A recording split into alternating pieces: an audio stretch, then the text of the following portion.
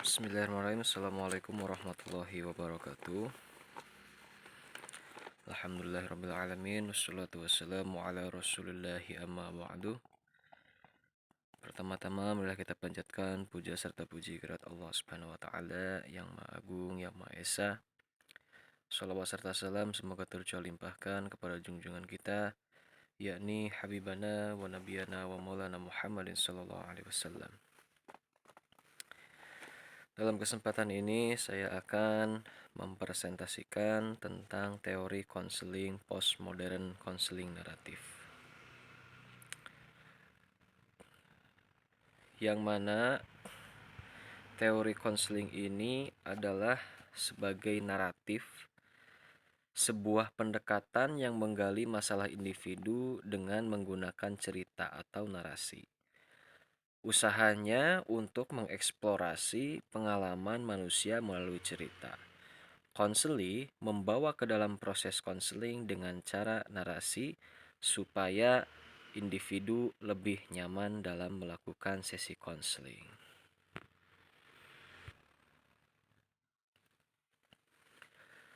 Michael White dan David Epson 1990 terkenal karena penggunaan naratif dalam terapi.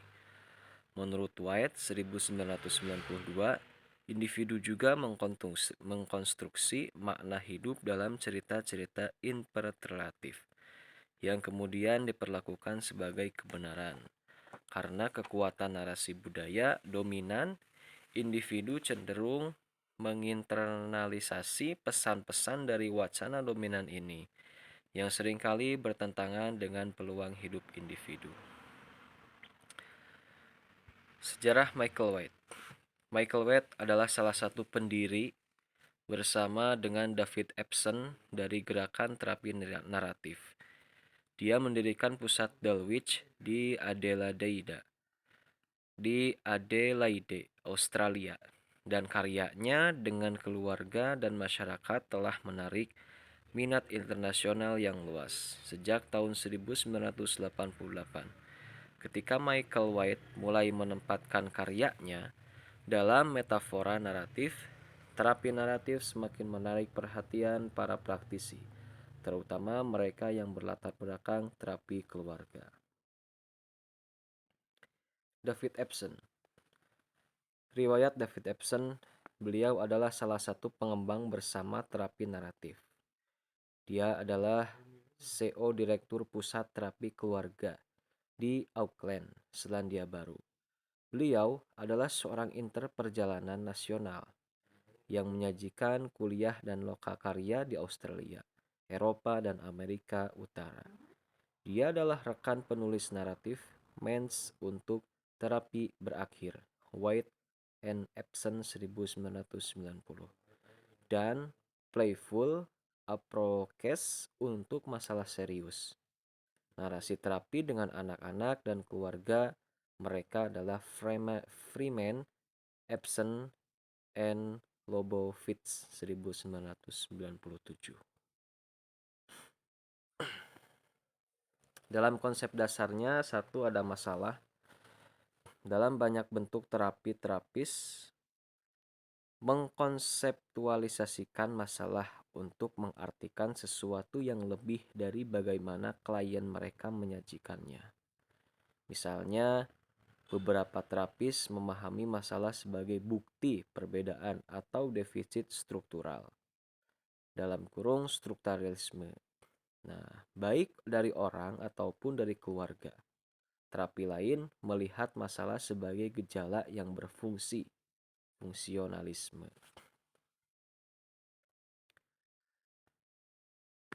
Psikologi diciptakan sebagai suatu disiplin untuk mendeteksi dan memperhitungkan orang-orang yang tidak cocok dengan institusi sosial utama.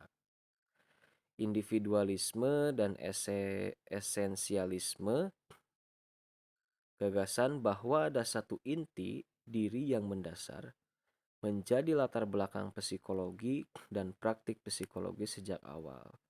Dalam karya naratif, kita tidak memikirkan orang-orang sebagai sesuatu yang berdiri sendiri atau relatif tetap. Sebaliknya, kami percaya bahwa cerita yang produksi dan dipertahankan secara budaya memiliki efek sangat menciptakan versi orang tersebut. Dalam konsep merubah, karena terapis ini tidak menganggap dirinya sebagai ahli dalam bagaimana orang lain harus menjalani hidup mereka, klien pertama-tama harus mengartikulasikan gambaran tentang bagaimana mereka ingin menjadi dan bagaimana ini berbeda dari cara masalah saat ini mendorong. Kami selalu mencari harapan, impian, sikap, dan perilaku yang sudah ada dalam pengalaman klien.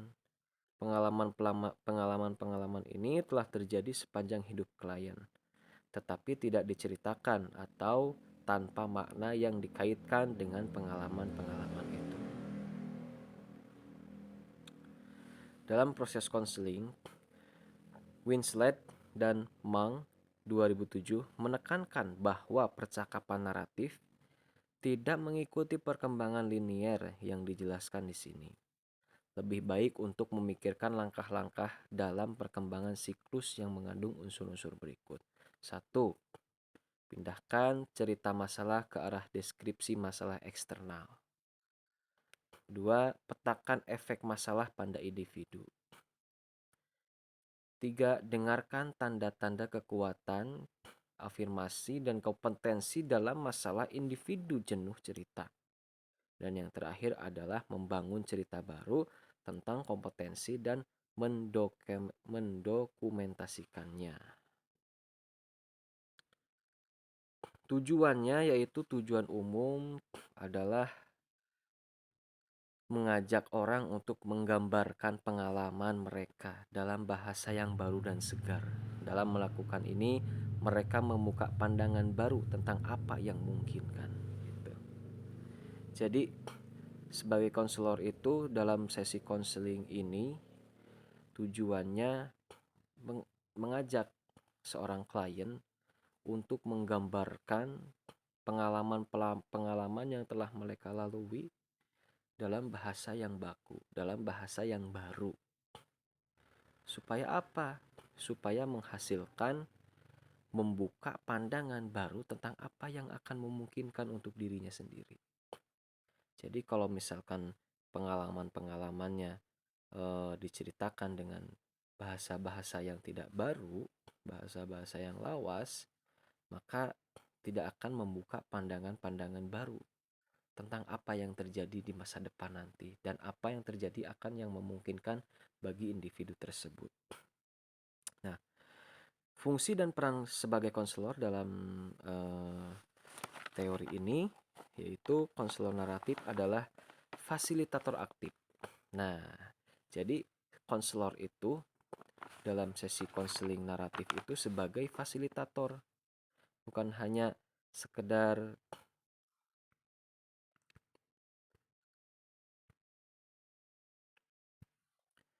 sebagai fasilitator aktif, bukan hanya sekedar memberikan gambaran-gambaran yang sementara, tapi lebih ke memberikan fasilitas yang lebih lengkap, fasilitas yang lebih aktif. Berarti seorang konselor ini harus selalu siap dalam situasi apapun untuk melayani seorang kliennya.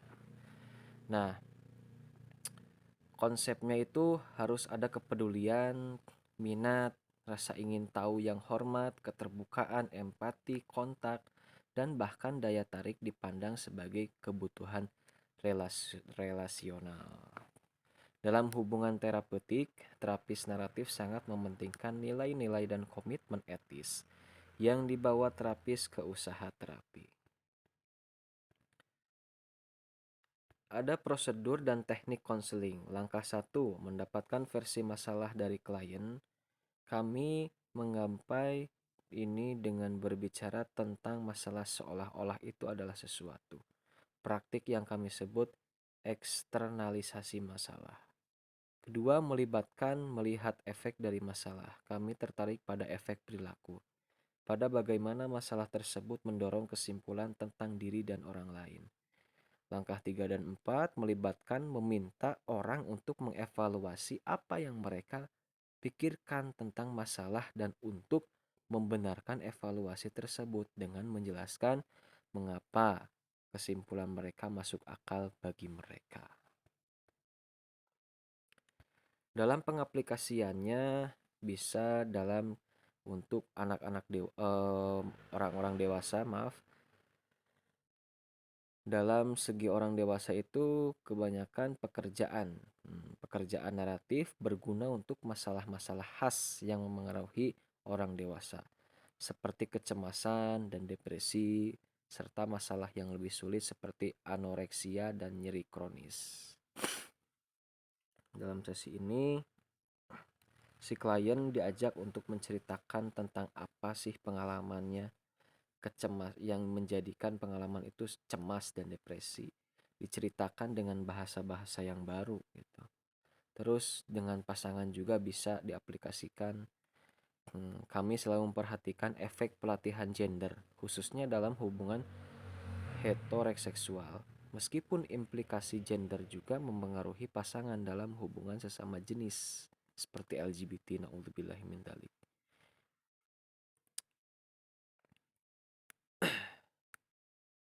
Dalam remaja, kami memperhatikan bahwa seringkali orang tua mengeluh tentang anak-anak mereka dengan mengatakan bahwa mereka memberontak atau membangkang. Nah, ini adalah hal yang lumrah yang berada di diri seorang remaja. Ketika seorang remaja itu diberikan wejangan ataupun arahan dari orang tuanya, maka banyak yang memberontak atau membangkang karena sifat egonya gitu. Karena sifat egonya, maka remaja ini dalam sesi konseling ini diceritakanlah apa sih yang eh, bisa kamu berontak gitu ketika kamu misalkan diperintahkan oleh orang tua kamu atau diberikan nasihat oleh orang tua kamu, kenapa kamu memberontak gitu. Nanti dia akan menceritakan dengan bahasa-bahasa barunya supaya kita bisa menemukan masalah itu tersebut dengan bersama-sama dan menyelesaikannya dengan baik. Aplikasi pada anak-anak. Pekerjaan naratif dengan anak-anak yang lebih kecil sangatlah efektif dan sangat menyenangkan. Nah, karena anak-anak itu kebanyakan kita kan sambil bercerita dalam sesi konseling naratif ini. Nah, cocok sekali untuk anak-anak. Karena apa? Anak-anak ini kesukaannya itu diceritakan dan ingin menceritakan. Maka dari itu, sebagai peran orang tua, sebagai peran ibu dan bapak, harus mau mendengarkan cerita anak. Jangan sampai kita mengabaikan apa yang ingin diceritakan oleh anak tersebut. Mengapa banyak anak-anak yang berontak dan gagal masalah problem atau ada terjadinya broken home? Itu karena awal-awalnya itu ada cerita anak yang ingin diceritakan kepada orang tuanya, kepada ayahnya, kepada ibunya, tapi orang tuanya enggan untuk mendengarkan cerita tersebut. Sehingga anak-anak tersebut mencari kenyamanan di masa dewasanya nanti. Memendam rasa itu dari kecil dan nanti ke dewasanya dia baru menceritakan ke orang-orang yang jalurnya negatif, seperti membicarakan masalah-masalahnya masa lalu, ingin menenangkannya. Si anak itu udah menginjak kedewasaan, terus dia bergabung dengan orang-orang yang gak waras. Dalam arti orang-orang yang gak waras ini orang-orang pecandu narkoba misalkan, atau orang-orang pecandu minuman keras, ataupun orang-orang dalam hal negatif. Dia berani bercerita kepada seseorang tersebut karena ia merasa nyaman. Nah, disitulah kesempatan negatif datang. Para pecandu narkoba mulai kepada anak itu mensuplai supaya anak itu ingin mendapatkan ketenangan dalam kehidupannya, maka diberilah sedikit-sedikit tentang narkoba, tentang minuman keras, ataupun tentang hal-hal negatif yang berdampak kenikmatan tapi sementara dan menghancurkan masa depan untuk selama-lamanya. Begitu kawan. Jadi dalam naratif ini sangat enak itu ya karena nyambung. Karena semua orang itu emang suka dengan cerita, tapi yang lebih suka dalam bercerita anak-anak. Mewawancarai mereka tentang strategi mereka untuk mengelola masalah atau bersatu dengan mereka dengan cara imajinatif. Melawan masalah membuat kami sangat menghargai pengetahuan dan kemampuan khusus anak-anak. Pengaplikasian dalam pengawasan dan kehidupan kita. Terakhir, dua area lain perlu disebutkan secara singkat. Pertama, sebagai supervisor, pendekatan kami bersifat isomorfik terhadap terapi yang kami lakukan. Saat bertemu dengan siswa, kami melihat perkembangan dalam pekerjaan mereka yang sesuai dengan apa yang ingin mereka pelajari. Nah, analisa kasus dalam kasus Jenny ini. Nah, ini juga bisa digambarkan kepada seorang klien. Jadi permasalahan yang dialami Jenny dalam teori ini yaitu depresi dan frustasi karena tidak memiliki pekerjaan sehingga dia merasa hidupnya tidak berarti. Dia tidak berarti karena dia tidak memiliki pekerjaan. Dari hal positifnya yang bisa saya ambil, Jenny ini adalah orang yang cerdas juga. Cerdasnya kenapa? Dia sangat merasa tidak berarti ketika dia tidak memiliki pekerjaan.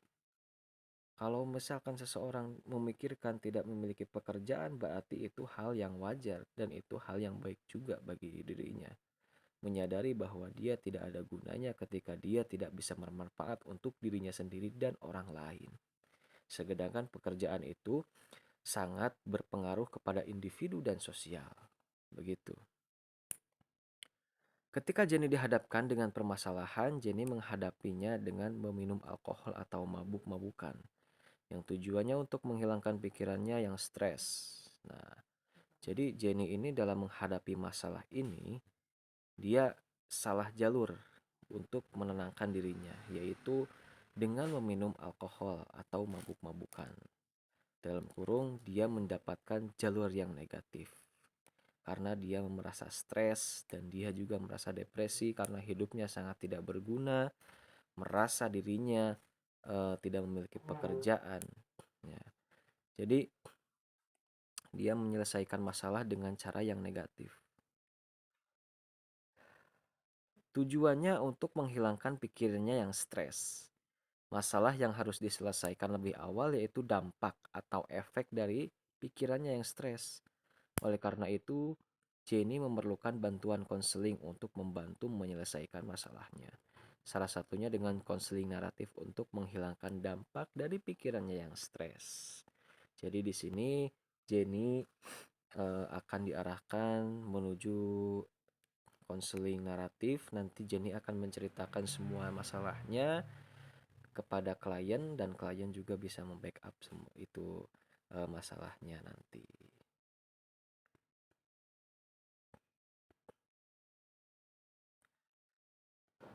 Langkah pertama yang kita lakukan eksternalisasi masalah, di mana seorang konselor meminta Jenny untuk menceritakan masalah yang sedang dihadapinya. Nah, tadi udah jelasan juga. Setelah mendapatkan kasus ini, Jenny merasa frustasi. Nah, setelah mendapatkan informasi permasalahan tentang klien, konselor menanggapi masalah yang Jenny hadapi. Dalam kasus ini, Jenny merasa frustasi dan depresi karena dia tidak memiliki pekerjaan. Lalu di DO dari kampusnya karena dia sering bolos dan tidak serius dengan kuliahnya. Lalu dia merasa tidak berarti hidupnya dan tidak memiliki tujuan yang jelas. Setelah itu konselor menanggapinya dengan baik tentang masalah ini. Tentang masalah klien, setelah klien menceritakan masalahnya, konselor juga harus menanggapi masalah klien ini dengan baik supaya dia nanti menemukan titik temunya. Pada langkah keduanya, konselor ini harus bisa menanyakan tentang efek dari masalah yang sedang Jenny hadapi atau klien hadapi. Harapannya pada langkah kedua ini, Jenny bisa menyadari bagaimana masalah itu muncul hingga Jenny merasakan stres. Nah, disinilah efek dari masalahnya Jenny adalah ketika Jenny merasa frustasi dan akan permasalahannya, dia langsung minum alkohol karena menurutnya minum alkohol itu bisa menenangkan pikiran. Tidak hanya meminum alkohol saja, Jenny juga sering berpikir untuk bunuh diri agar terbebas dari tekanan yang dia rasakan. Nah, konselor ini, kita sebagai konselor, tanyakan kepada klien, apa eh, masalah yang kamu hadapi saat ini? Terus harapannya apa? Supaya kamu harapannya bisa menyadari masalah itu muncul sehingga merasakan stres. Nah, jadi sini kita akan bisa menemukan efek dari masalah yang klien sedang alami. Langkah ketiga dan keempat, konselor bisa menanyakan kepada klien penilaian terhadap permasalahannya. Dalam hal ini, konselor bisa membantu klien agar klien tersebut menyadari bahwa dia mempunyai masalah. Lalu ketika si kliennya ini sudah menyadari permasalahannya tersebut, konselor membantu si klien menemukan solusi dari permasalahannya. Dari permasalahan yang Jenny alami, konselor membantu Jenny agar dia menyadari permasalahannya. Di mana permasalahannya itu adalah seringnya meminum alkohol ketika sedang frustasi. Dan selalu berpikir untuk bunuh diri ketika dia frustasi dan benar-benar stres. Di titik puncak stres ini, konselor bagaimana mengetahui permasalahan itu terjadi. Karena banyaknya pikiran bahwa hidup Jenny sudah tidak berarti lagi. Dan masalah lainnya adalah dia tidak memiliki pekerjaan. Lalu dia juga di DO dari kampusnya karena dia tidak memiliki kesungguhan dalam mencari ilmu di sebuah kampus. Dalam melakukan pekerjaannya di kampus, belajarnya di kampus. Nah, dari masalah ini, konselor membantu klien, konselor membantu Jenny untuk mencari solusi dari permasalahan yang dialami saat ini. Sehingga ketika Jenny sudah menemukan solusi dari permasalahannya tersebut, konselor berharap agar klien bisa menyadari kesalahan yang dialami oleh dirinya. Sehingga Jenny tidak melakukan perilaku yang bertindak negatif. Gitu. Kesimpulannya, dari teori terapi naratif ini mewakili serangkaian ide dan praktik dalam apa yang kami perkirakan akan menjadi tren terapi prostrukturalis yang berkembang, yang tidak bergantung pada deskripsi objektif tentang bagaimana individu atau hubungan diatur. Sebaliknya, terapis mampu menciptakan konteks untuk perubahan melalui penggunaan bahasa yang memungkinkan orang untuk meninggalkan masalah dan beralih ke cara yang mereka didefinisikan sebagai yang lebih disukai. Dalam proses ini, pengalaman klien tidak ditafsirkan kembali ke dalam kategori diagnostik yang ditentukan sebelumnya oleh model terapis atau pandangan dunia. Mengingat bahwa sebagian besar model melibatkan kategori yang mewakili penyimpangan dari norma. Terapi naratif juga merupakan cara yang efisien, sangat-sangat efisien untuk mengatasi masalah. Karena solusinya dianggap sudah ada dalam pengalaman orang tersebut, tidak ada defisit hipotetis untuk diperbaiki atau kurangnya kemampuan untuk mengatasi. Seringkali pekerjaan bisa berjalan cepat. Terkadang ketika masalah sudah ada sejak lama dan melibatkan identitas masalah, cara kerja ini memberikan praktik yang jelas dan langsung untuk membantu orang tersebut meninggalkan identitas tersebut. Cukup sekian yang bisa saya sampaikan tentang teori konseling postmodern konseling naratif. Mohon maaf bila ada kesalahan haknya dari saya dan kebenaran dari Allah Subhanahu wa taala. Mohon maaf wabillahi taufiq wal hidayah. Wassalamualaikum warahmatullahi wabarakatuh.